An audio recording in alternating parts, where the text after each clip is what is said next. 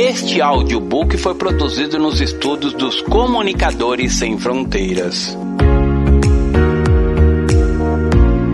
Santos e Santos, parte 1.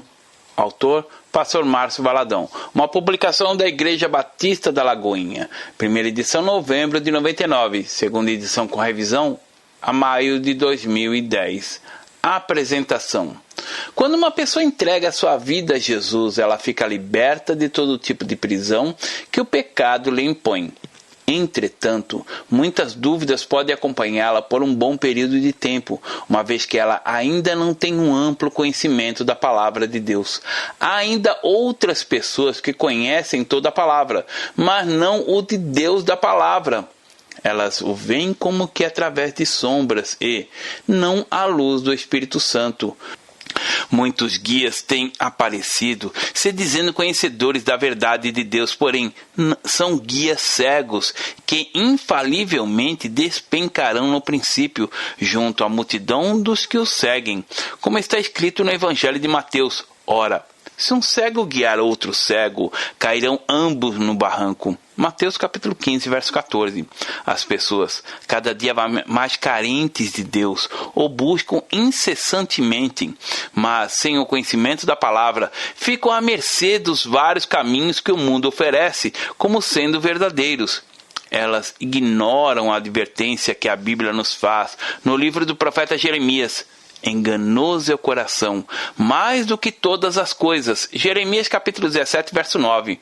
E no livro de Provérbios, a resposta certa dos lábios vem do Senhor. Provérbios capítulo 16, verso 1. Desde a antiguidade, o homem procura Deus por meio de coisas palpáveis. O povo de Deus, durante a travessia do deserto, embora testemunhassem a proteção e provisão do Senhor em suas vidas, murmurava e se rebelava sempre que julgava demorada a sua intervenção. Chegaram a fazer deuses para si, trocando a onipotência de Deus pela materialidade das imagens, trazendo para si maldição e morte. Mesmo assim, toda vez que esse povo se arrependia, se humilhava e se desviava dos seus maus caminhos, Deus, com graça e misericórdia, lhes dava livramento e cura. O povo, porém, rapidamente se esquecia do Senhor e voltava a pecar. Graças damos a Deus por sua longanimidade e misericórdia, que são a causa de não sermos consumidos. Lamentações capítulo 3, verso 22. Ainda hoje vemos que o povo continua nesse círculo vicioso. Cada um busca Deus pelo caminho que julga ser o genuíno, seguindo muitas vezes doutrina de homens e não a do Senhor.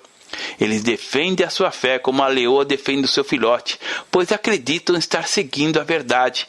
E quantas vezes são vítimas de engano.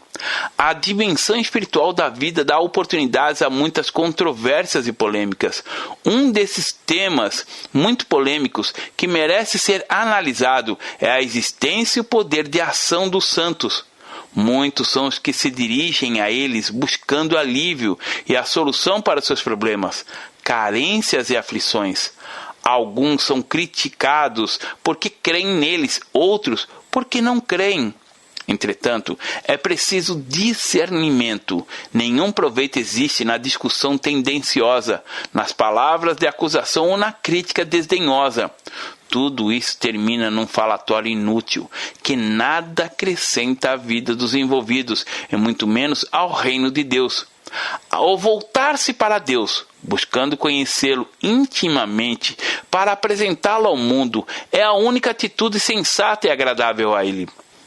Da mesma maneira que falou a Noé, Moisés, Abraão, Isaque e Jacó, Deus continua falando hoje.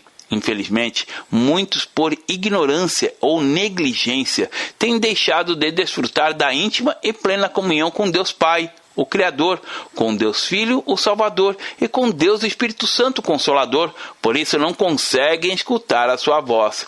A Bíblia é a palavra viva do Deus vivo. Ela é orientação para a nossa conduta de vida e oferece as respostas certas para todos os questionamentos humanos.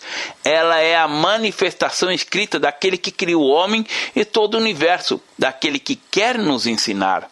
Esta mensagem não tem o propósito de abrir mais uma discussão, e sim fazer uma explanação do tema, abordando tópicos como a existência real dos santos, a possível realidade da interferência deles na vida física e espiritual das pessoas, mostrando os usos corretos e equivocados dos versículos bíblicos sobre o tema da santidade. Enfim, este livro apresenta as diretrizes divinas para a polêmica sobre os santos, pois é da vontade de Deus que todos cresçam na graça e no conhecimento do nosso Senhor Jesus Cristo. 2 Pedro, capítulo 3, verso 18. Ouça-o com o coração despojado de todos os seus conceitos, razões e certezas. Deixe Deus falar ao seu coração. O mesmo Deus da paz vos santifique em tudo, e o vosso espírito, alma e corpo sejam conservados íntegros e irrepreensíveis na vinda de nosso Senhor Jesus Cristo. 1 Tessalonicenses, capítulo 5, verso 23. Senhor, nosso Deus e Pai, em nome de Jesus peço-lhe que as palavras desse audiolivro recebam o poder do Teu Espírito e vivificadas por Ele, tragam revelação e libertação ao coração daqueles que dispuserem a essa audição.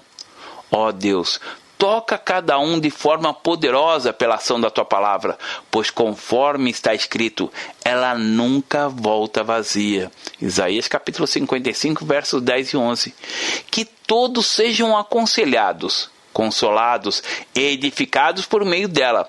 Abençoa esta mensagem, Senhor, pois por intermédio dela quero honrar e glorificar o Teu nome, único Deus digno de louvor e adoração. Sei que é o Teu Espírito quem realiza em nós tanto querer quanto efetuar. Por isso peço-lhe que o Teu poder, gerador de vida, transforme corações e mentes, levando todos ao conhecerem o verdadeiro Salvador e Intercessor. Em nome de Jesus. Amém. Introdução. João foi o apóstolo que viveu mais próximo de Jesus. Quando iniciou sua caminhada com o Mestre, ele era pouco mais que um adolescente. João viveu aproximadamente 100 anos, sendo o apóstolo que mais tempo viveu. Ele foi o autor do Evangelho de João, de 3 epístolas, 1ª, 2ª e 3ª, e do livro do Apocalipse, o livro da Revelação. No término da sua primeira carta, João deixa um conselho, cujo sentido é um ponto interessante e digno de registro, por envolver de forma direta a questão dos santos. Filhinhos, guardai-vos dos ídolos. 1 João, capítulo 5, verso 21. Essa foi a frase que João usou para se despedir. E as palavras finais geralmente ficam bem gravadas. Note que aqui ele não finalizou com um amém.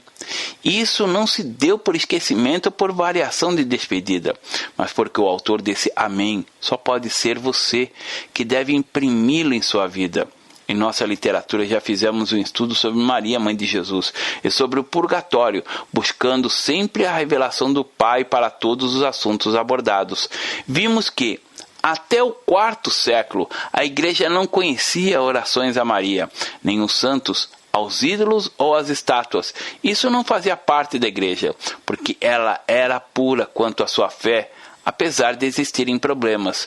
Entretanto, após a pseudo-conversão do imperador Constantino, a fé apostólica se transformou numa fé miscigenada. Isso se deu porque o Império Romano não foi evangelizado, ele foi cristianizado, ou seja, a religião cristã foi imposta aos súditos, vindo a ser a religião do Estado. Na época desse acontecimento, o Império Romano dominava o mundo. Vários países, desde o norte da África, parte da Ásia, a Grécia e a Europa, eram dominados pelo Império Romano, que estava no seu apogeu. E foi exatamente nesse contexto que Constantino decretou cristianização de Roma. O decreto do imperador não exigia a conversão genuína dos seus vassalos, apenas impunha o cristianismo ao império. Por não terem experimentado o novo nascimento, a palavra de Deus era totalmente desconhecida do povo, que sequer sabia o real significado da expressão conhecer e seguir Jesus. Estudando a história, constatamos que todos os países tinham suas culturas e seus deuses, seus ídolos e estátuas. A Grécia, por exemplo, possuía na cidade de Atenas um panteão que era um templo arredondado dedicado a todos os deuses. Nele ficavam todas as imagens, as estátuas de todos os seus deuses. Pela imposição do cristianismo, religião estranha ao povo da época, ocorreu a absorção dos deuses pagãos, que passaram a ser chamados de santos. Na Bíblia, a palavra Babilônia não serve apenas para designar uma cidade. Ela tem um sentido espiritual, indicando um sistema religioso mundano. Deus se utiliza do contexto babilônico para designar esse sistema idólatra, perverso e diabólico que tem confundido e escravizado o homem. Antes do Império Romano, o princípio babilônico praticamente dominava o mundo, existindo cerca de 5.000 deuses. As pessoas possuíam um deus específico para cada ocasião. Tinha um deus para a chuva, para a colheita, para o plantio, o deus do mar, do trovão, dos raios, até mesmo as profissões tinham seus deuses específicos. Havia um deus exclusivo para o soldado, outro para o agricultor, para o rei, o médico, enfim, um deus para cada profissional. Para eles não existia um Deus onipotente, capaz de suprir todas as necessidades. Era preciso um Deus para cada problema ou situação, assim como existe um médico especialista para cada enfermidade. Para cada doença também providenciaram deuses específicos.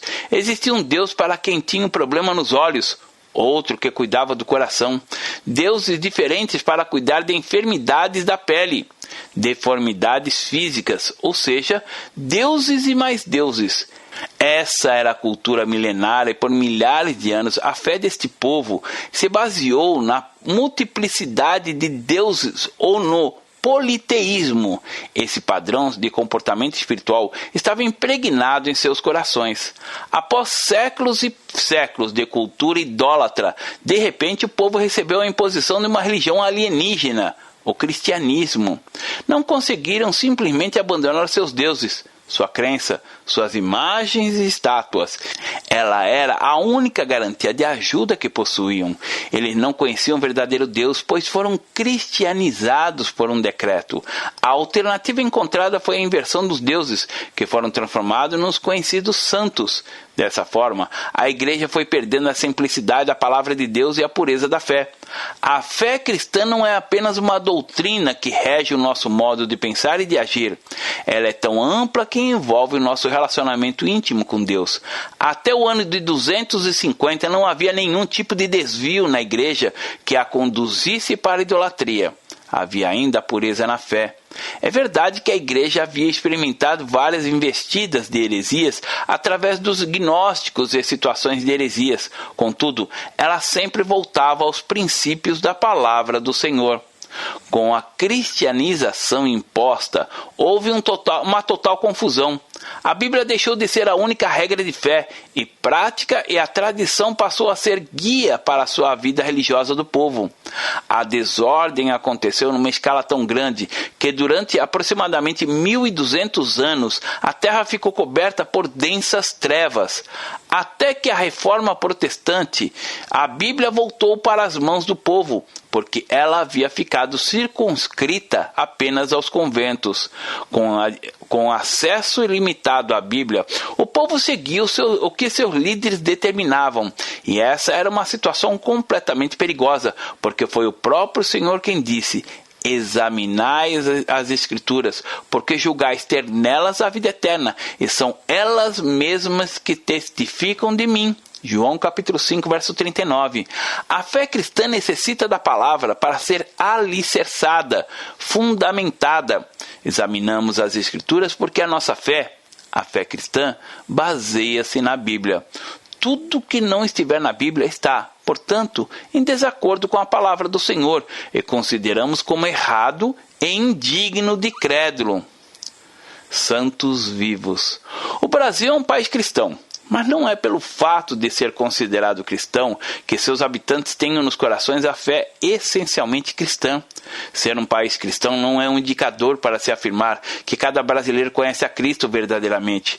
Ao contrário, nós evangelizamos pessoas que são apenas cristãos nominais, pessoas que conhecem a história de Cristo, mas não o Cristo da história. Que conhece a história de Jesus, entretanto, não tem o próprio Senhor, o Senhor de toda a história, como dono das suas vidas. É tão interessante observarmos que as pessoas conhecem esse termo santos e desconhecem o seu verdadeiro sentido. Na verdade, o que quer dizer santo? Na Bíblia encontramos referências a santos e até pedidos de orações a eles. Mas como? Os santos oram por nós? Você poderá pensar, oram sim. Os santos vivos, porque santo morto não ora. Vamos entender isso. A Bíblia chama de santos todos aqueles que receberam Jesus como seu Senhor e Salvador. Estes são os santos. Então, se eu entreguei minha vida ao Senhor Jesus, eu sou um santo. Quando dois salvos oram um pelo outro, são santos que oram reciprocamente. Se alguém, ao passar por um problema, pede a um crente em Jesus para orar por ele, um santo está orando a Deus em nome de Jesus em favor dessa pessoa. Da mesma forma, se esse intercessor vai além da oração e exercita o amor de forma prática com atitudes de ajuda, vemos um santo suprindo a necessidade material do auxiliado. Esse é o ponto-chave: vida. Quando um santo morre, ele não tem nenhum poder de interferência, nem aqui na terra nem no céu. Mesmo porque, se essa interferência fosse possível, ele viveria numa situação infernal, em vez de uma vida celestial. Imagina alguém vendo a sua família sofrendo, passando por dificuldades longe do Senhor. Qual seria o sentimento dessa pessoa? Esse santo viveria angustiado e aflito. Essa situação é bem esclarecida no capítulo 16, versículos 19 a 31 de Lucas, no relato do episódio de Rico e Lázaro. A Bíblia diz que o Lázaro havia morrido após uma vida de muito sofrimento e ele se encontrava no seio de Abraão, onde não tinha nenhum conhecimento do que passava aqui na terra. Graças a Deus, porque no céu não saberemos de coisa da terra, pois se assim não fosse, não haveria paz em nenhum momento. A Bíblia fala muito sobre santos, mas enquanto eles têm o coração batendo, você agora vai conhecer os santos dos quais a Bíblia fala. Vejamos o que diz o apóstolo Paulo em sua carta aos Efésios. Paulo, apóstolo de Cristo Jesus, por vontade de Deus, aos santos que vivem em Efésio e fiéis em Cristo Jesus. Efésios capítulo 1, verso 1. Observe como está explícito o sentido de vida. Paulo dirige sua carta aos santos que vivem em Éfeso, e não aos santos que viveram em Éfeso. Os santos mencionados aqui eram pessoas que estavam vivas. Na carta de Paulo aos Filipenses, encontramos a mesma expressão.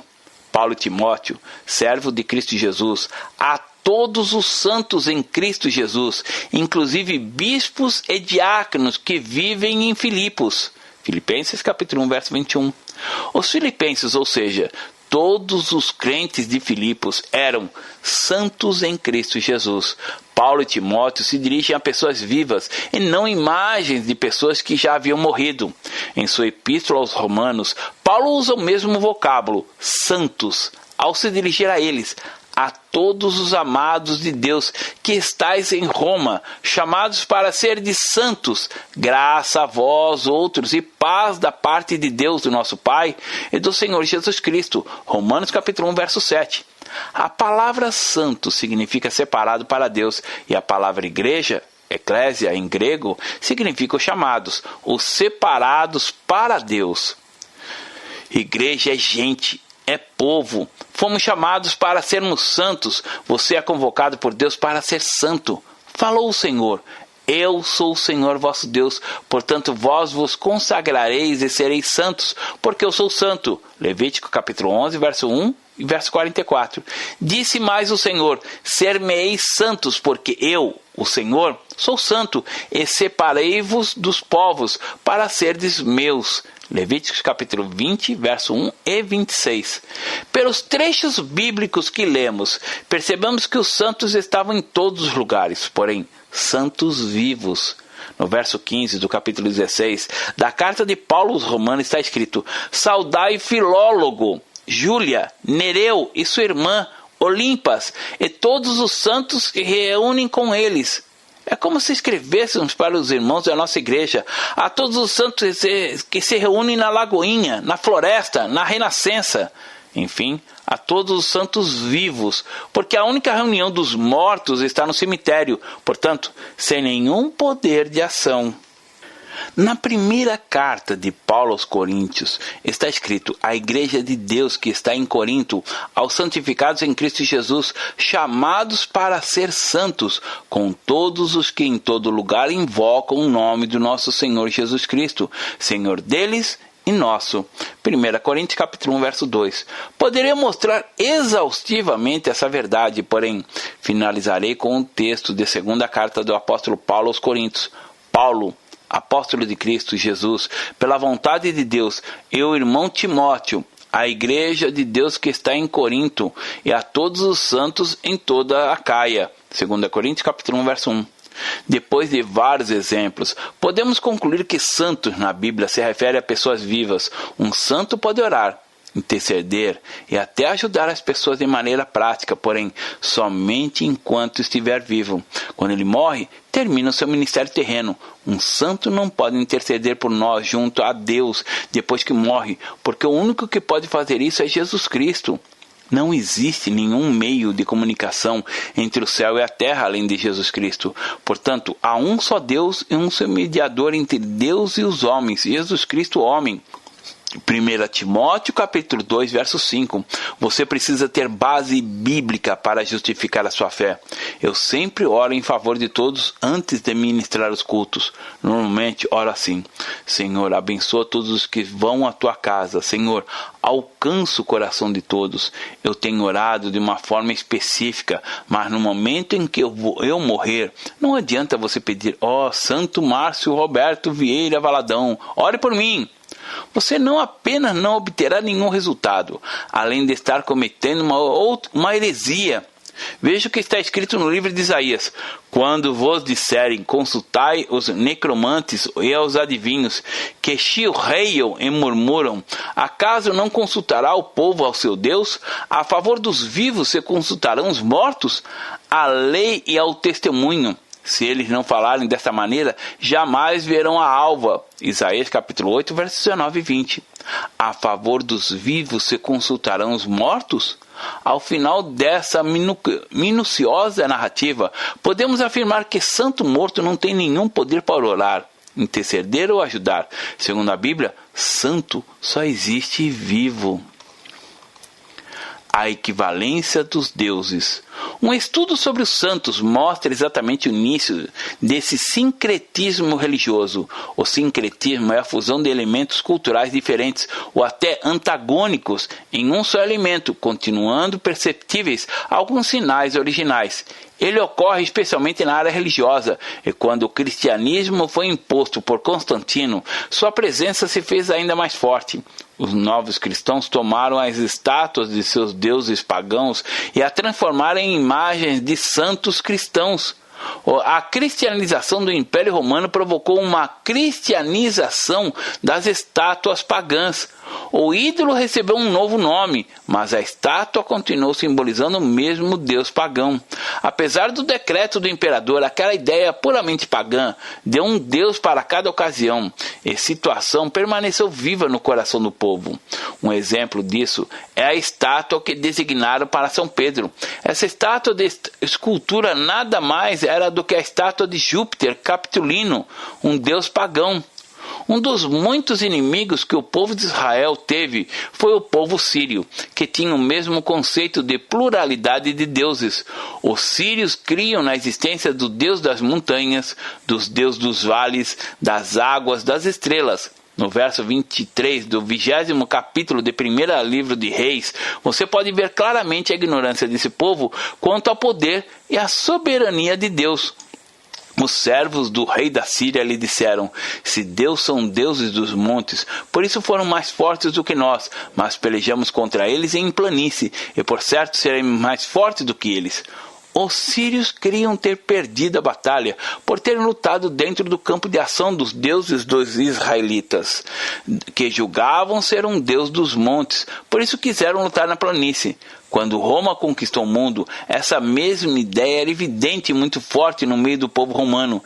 Existiam não apenas muitos deuses, como também diferentes áreas de atuação para cada um. Tudo isso herdado da religiosidade dos povos pagãos. A seguir daremos alguns exemplos. Juno Regina era a deusa da femininidade e dos casamentos. Minerva, das artes manuais e dos músicos. Vênus, do amor sexual e do nascimento. Vasta, dos padeiros e do fogo sagrado. Opus, da riqueza, e Ceres, do milho e dos cereais. A palavra cereal é derivada exatamente do nome dessa deusa. Dionísio era o deus da alegria e do vinho. Mercúrio, dos oradores, porque nas fábulas antigas ele era um ótimo orador. Isso explica porque em Listra as pessoas quiseram adorar a Paulo, chamando-o de Mercúrio. Janus era o deus das portas e dos portões. Para a navegação havia objetos sagrados aos deuses Castor e Pólux.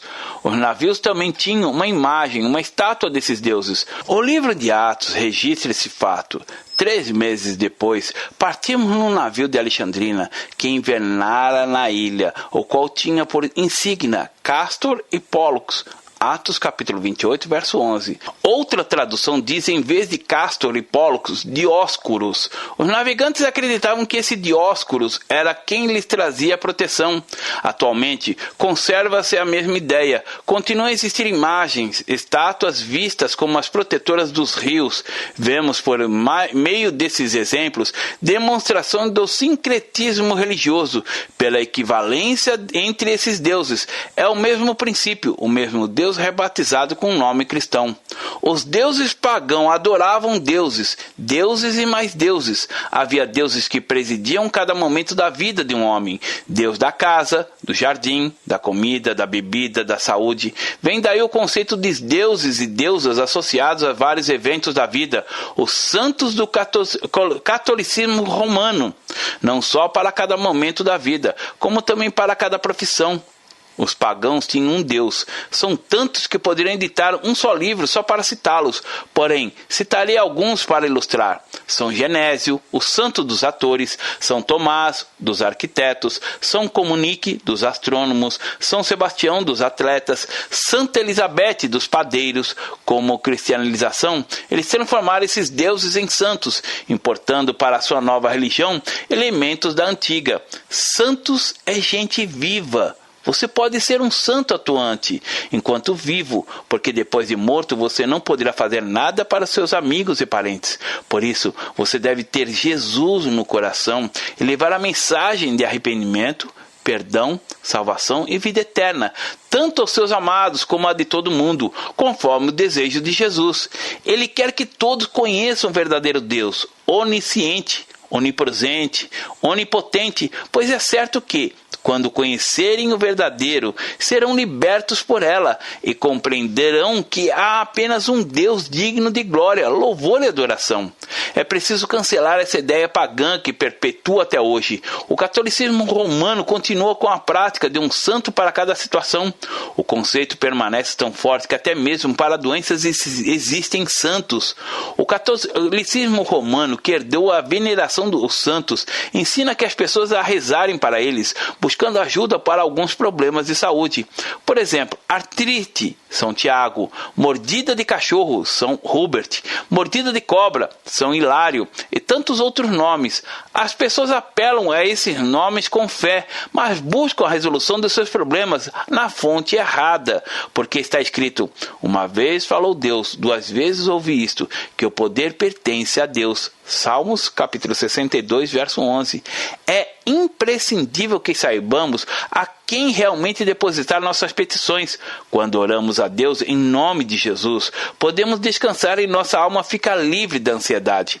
Inspirado pelo Espírito Santo, Paulo escreveu: não andeis ansiosos por coisa alguma, em tudo, porém, sejam conhecidas diante de Deus as vossas petições, pela oração e pela súplica, com ações de graças. E a paz de Deus, que excede todo entendimento, guardará os vossos corações e a vossa mente em Cristo Jesus. Filipenses capítulo 4, versos 6 e 7. Há somente uma pessoa que pode nos socorrer na hora da aflição. Os chamados santos pela tradição religiosa são, na verdade, deuses pagãos transvertidos em santos. Cristianizando o paganismo. Você não vai encontrar uma única citação nas Escrituras orientando a orar em nome de um morto. Não.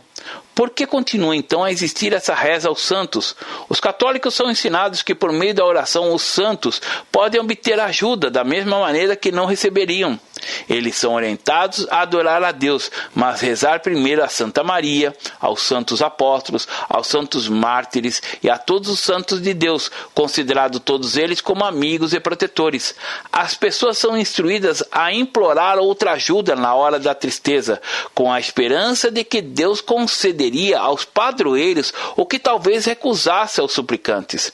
Há aquela ideia de um Deus inacessível, de um Deus que não atende a ser procurado diretamente. Essa ideia de um Deus vingativo, carrancudo, que não intervém facilmente, combinou por provocar o desvio, o engano. Existem duas situações distintas, o erro e o engano. As pessoas podem ser enganadas. Se você tiver um copo de leite nas mãos, tem leite. Mas se alguém colocar naquele copo de leite uma gota de formicida, você continuará tendo mais leite do que veneno. Porém, se você tomá-lo, morrerá, porque tem veneno misturado. O engano tem sempre uma capa de verdade, ao passo que o erro é totalmente uma mentira. Quando há engano, você olha e parece genuíno, puro, mas contém veneno e mata. É assim também no que diz respeito aos santos, no modo como eles são apresentados. Paulo, Lucas, Tiago, você vai encontrá-los todos na Bíblia. Foram santos de Deus, entretanto, estão mortos e aguardam a ressurreição em Cristo Jesus. Eles não podem mais fazer nada pelos vivos. Ao olharmos para a palavra do Senhor, o nosso coração se quebra ao perceber como as pessoas têm uma compreensão distorcida do que seja um santo e se alegram em colocar nome de santo em muitos dos lugares em que vivem.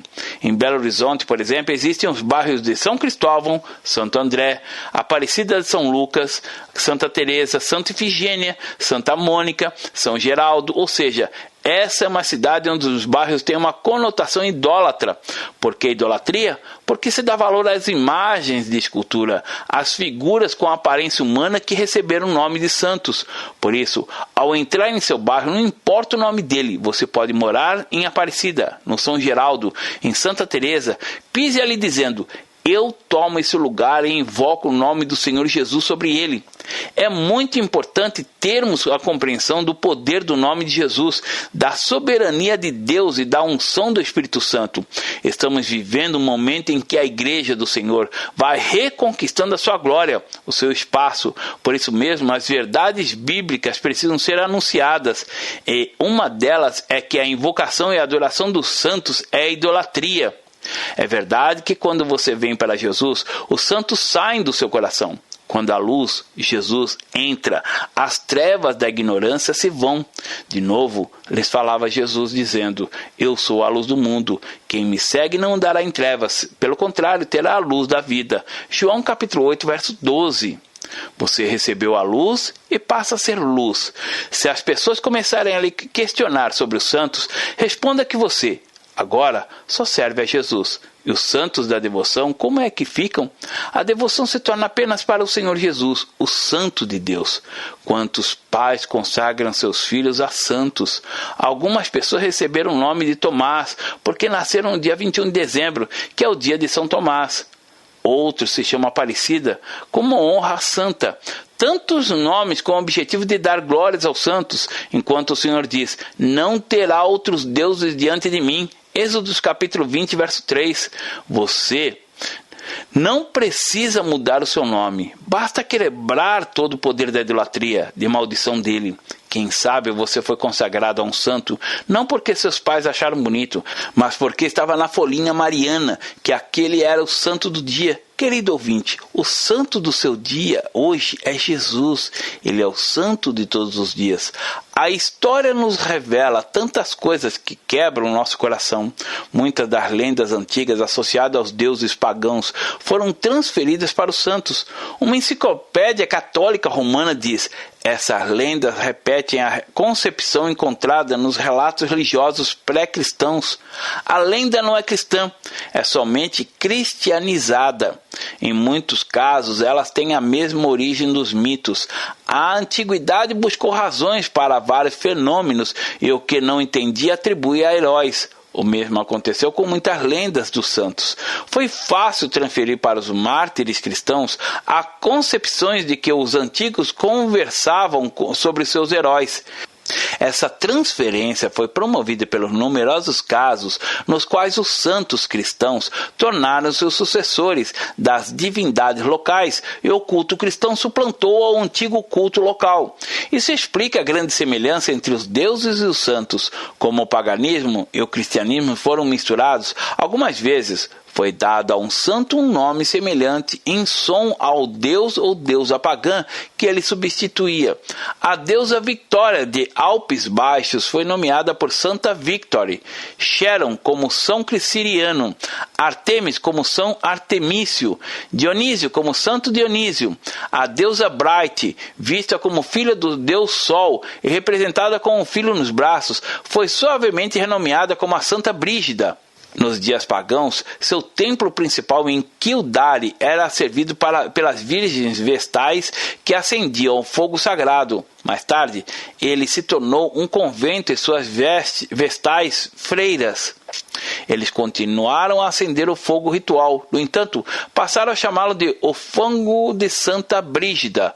Outra impressionante absorção do paganismo no cristianismo está nos mais antigos templos romanos, o Panteão. Em seu pórtico havia a seguinte inscrição: dedicado a Júpiter e a todos os deuses. Este mesmo panteão, reconsagrado pelo Papa Bonifácio IV, tem agora os seguintes caracteres: a Virgem Maria e a todos os santos. A maioria das estátuas foi, em certo sentido, rebatizada. No ponto onde possivelmente ficava o lugar onde Jesus nasceu, foi construída uma caverna e sobre ela uma igreja. Entretanto, a Bíblia não diz que Jesus nasceu numa caverna, e sim numa estrebaria. É curioso observarmos que os arqueólogos dizem que era exatamente aquela caverna o lugar onde se cultuava o deus Salmos. Existem templos da Igreja Romana que têm cerca de 4.000 estátuas com o nome de santos. Muitas casas também os têm. Algumas pessoas fazem pequenos oratórios e colocam dentro dele uma estátua. Enganando-se a si mesmas, dizem: esta estátua é apenas uma referência, nós não a adoramos. Contudo, suas atitudes demonstram o contrário, pois a beijam e se inclinam perante ela. Essas são atitudes de adoração. Existem pessoas que, ao posarem diante de dessas estátuas, até atiram um chapéu em sinal de reverência.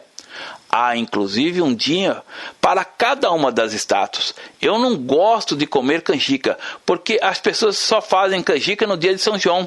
Existe um simbolismo impregnado. Muitas vezes as pessoas vêm para o Evangelho e continuam tendo algumas coisinhas do paganismo, como a de só comer canjica em um mês específico. Por exemplo, você precisa se desraigar do sistema pagão. Não preserve nada dele. Até mesmo faça canjica todos os dias, porque a nossa fé não está circunscrita aos dias. É maravilhoso ver que, a despeito de tanta idolatria, tantas imagens e estátuas colocadas nos mais diversos lugares, Deus tem operado maravilhas e algo muito bonito está acontecendo.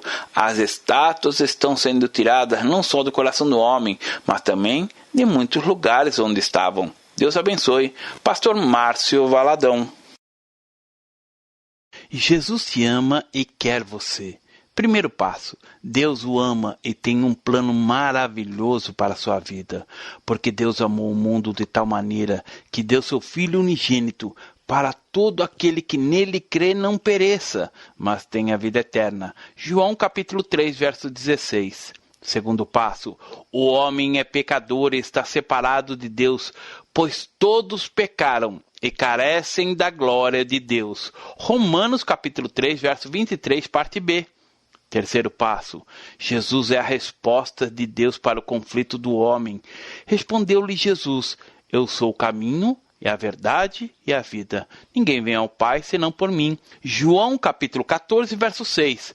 Quarto passo: é preciso receber a Jesus em nosso coração, mas a todos quanto receberam, deu-lhes o poder de serem feitos filhos de Deus, a saber, aos que crerem em seu nome. João capítulo 1, verso 12, parte A. Se com tua boca confessares Jesus como Senhor e, em teu coração, credes que Deus o ressuscitou dentre os mortos, será salvo. Porque com o coração se crê para a justiça, e com a boca se confessa a respeito da salvação. Romanos capítulo 10, verso 9 e 10. Quinto passo. Você gostaria de receber a Cristo em seu coração? Faça essa oração de decisão em voz alta. Senhor Jesus, eu preciso de Ti. Confesso-te o meu pecado de estar longe dos Teus caminhos. Abra a porta do meu coração e Te recebo como meu único Salvador e Senhor. Te agradeço porque me aceita assim como eu sou e perdoa o meu pecado.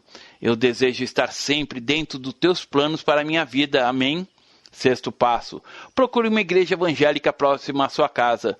Nós estamos reunidos na Igreja Batista da Lagoinha, Rua Manuel Macedo, 360, bairro São Cristóvão, Belo Horizonte, Minas Gerais. Nossa igreja está pronta para lhe acompanhar nesse momento tão importante da sua vida. Nossos principais cultos são realizados aos domingos. Ficaremos felizes com sua visita. Uma publicação da Igreja Batista da Lagoinha, Gerência de Comunicação, www.lagoinha.com.